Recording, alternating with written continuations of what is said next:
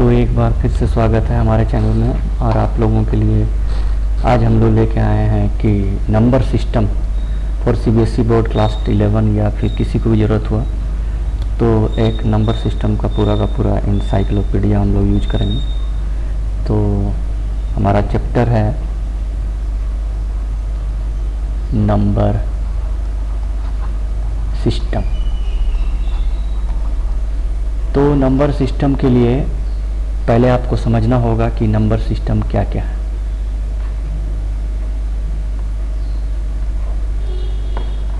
तो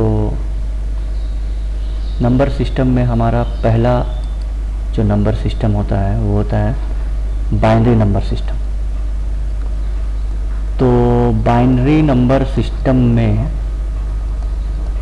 आप लोगों को ये याद रखना है कि ये सिर्फ 2 बेस पर होता है और इसको हम लोग इसका जो डिजिट यूज होता है वो 0 और 1 यूज होता है, 0 और 1। और इसको हम लोग रिप्रेजेंट करते हैं इस तरह से 2 फॉर्मेट में। नंबर 2, अगर बाइनरी नंबर सिस्टम के बाद हमारा डेसिमल नंबर सिस्टम को हम लोग कैसे रिप्रेजेंट करेंगे। तो डेसिमल नंबर सिस्टम जो आम तौर पर डेसिमल नंबर सिस्टम में 10 डिजिट्स के होते हैं, 0, 1, 2 से लेकर 9 तक। और इसको रिप्रेजेंट कर सकते हैं अगर 10 के रूप में, जैसे 2, 4, 5, 6, 10। इसको रिप्रेजेंट का लॉजिक 1, 1, 0, 1 ऐसे 2 हो सकता है। 2 नंबर सिस्टम आपको समझ में आया, एक बाइनरी और दूसरा डेसिमल। तीसरा नंबर सिस्टम हमारा है और वो है ऑक्टल नंबर सिस्टम। तो तीसरा हमारा होगा ऑक्टल नंबर सिस्टम। और ऑक्टल नंबर सिस्टम जो होता है वो 8 का बेस पर होता है, 0 से लेकर 7 तक दिखेगा इसमें। और इसका जो सब्सक्रिप्शन लिखते हैं हम लोग, अगर x वैल्यू ऑक्टल है तो 8 मीन्स हम लिख सकते हैं 5, 6, 1, 8। मगर आपको 5, 6, 8 नहीं मिलेगा 8 में, 8 क्योंकि 0 से 7 तो ये रॉन्ग हो जाएगा। तो ऑक्टल नंबर सिस्टम हो गया 0 से 7 यूज और 0 से 7 में रिप्रेजेंट करना है। 4th हमारा है hexadecimal number system. Hexadecimal number system.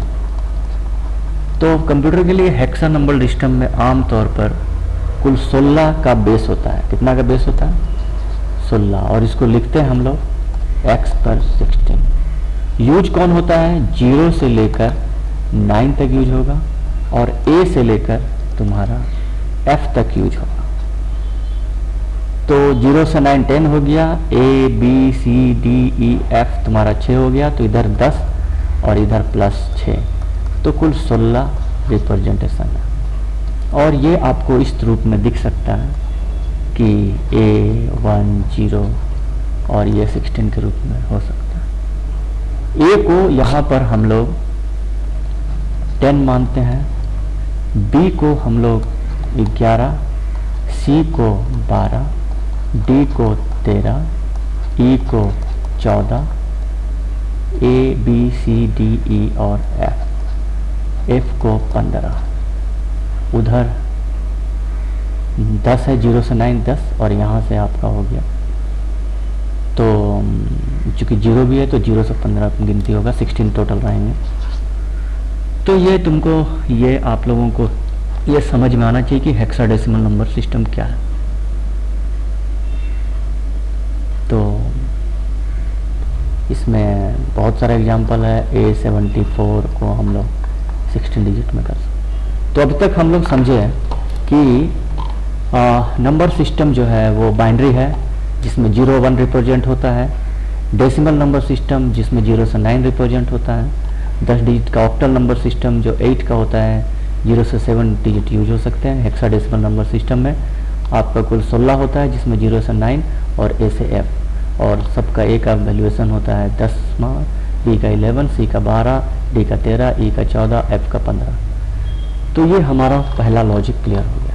अब अगला लॉजिक है कि नंबर सिस्टम कन्वर्सन में सबसे पहले हम लोग कन्वर्ट करना सीखेंगे डेसिमल मल टू बाइनरी कन्वर्सन। तो डेसिमल टू बाइनरी कन्वर्सन के लिए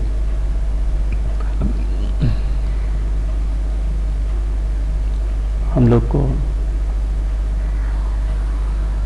स्टार्ट करना है कि डेसिमल और बाइनरी नंबर कन्वर्सन कैसे होता है। तो डेसिमल नंबर बाइनरी कन्वर्सन करने का बहुत सिंपल तरीका है। मान लिया जाए आपका क्वेश्चन है 17 जो है वो डेसिमल में है और इसको आपको क्वेश्चन मार्क यहाँ दिया हुआ है 2 में रिप्रेजेंट करना। तो भाई इसको क्वेश्चन मार्क है यहाँ पे 2 मत मान लेना। तो इसके अंदर क्या भराएगा? तो कोई भी नंबर को अगर डेसिमल से बाइनरी में कन्वर्ट करना है तो उस नंबर को, जैसे 17 को चूंकि 2 में कन्वर्ट करना डेसिमल बाइनरी में, तो भैया उसको हम लोग इस तरह से डिवाइड करना सकते। 2 8 दूनी 16, 8 दूनी 16 होता है, 8 हिस्सा कट गया तो बचा कितना? 1। फिर हम लोग आगे लेंगे, फिर 2 से 2 चौके 8 तो कुछ नहीं बचा 0, और फिर 2 को 4 से 2 कुछ नहीं बचा 0, और लास्ट में हम जब 2 लेंगे तो ये एक बार में कटेगा, इधर भी 0 ही बचेगा। तो रियल में तुम्हारा लॉजिक जो लिखने का जो आंसर है वो किधर से चलेगा? इस साइड से चालू होगा ऐसे, और ऐसे चालू होकर ऐसे तुमको जो भी बचा हुआ लिखो। तो 2 को कन्वर्ट करने के लिए हम लोग का आंसर होगा 1 000, इधर से 1 000 और 1। ये हो गया कन्वर्सन 2 में। तो 17 का कन्वर्सन हो गया 10001। सिंपल। अगला क्वेश्चन देखते हैं, क्वेश्चन नंबर 2। क्वेश्चन नंबर 2 है 125 को 10, मतलब 125 नंबर है 10 में, और इसको क्वेश्चन मार्क 2 में करना है। तो फिर से हम लोग 125 को आराम से पकड़ेंगे। 2 छक 12, 2 2 जा 4, बचा कितना भाई? 1। अगला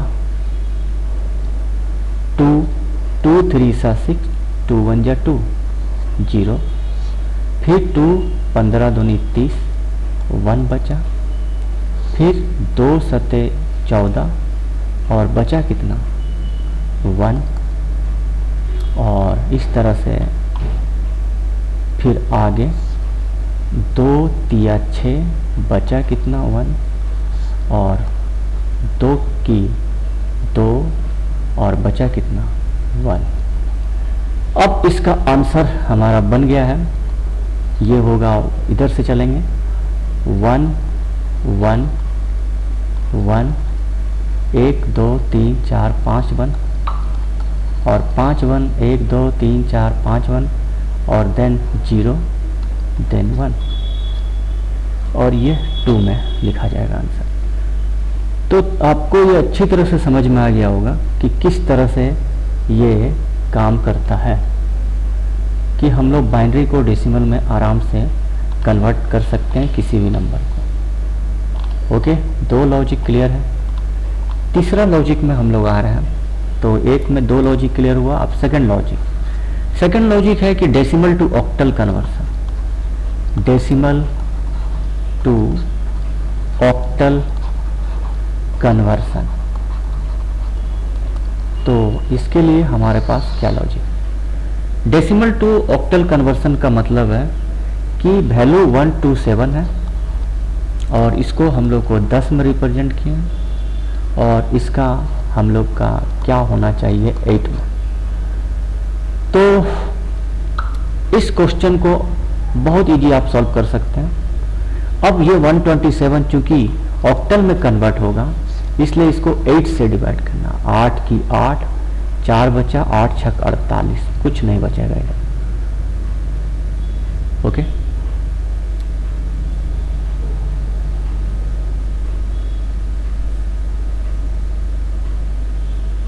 तो यहाँ पे ध्यान देना है कि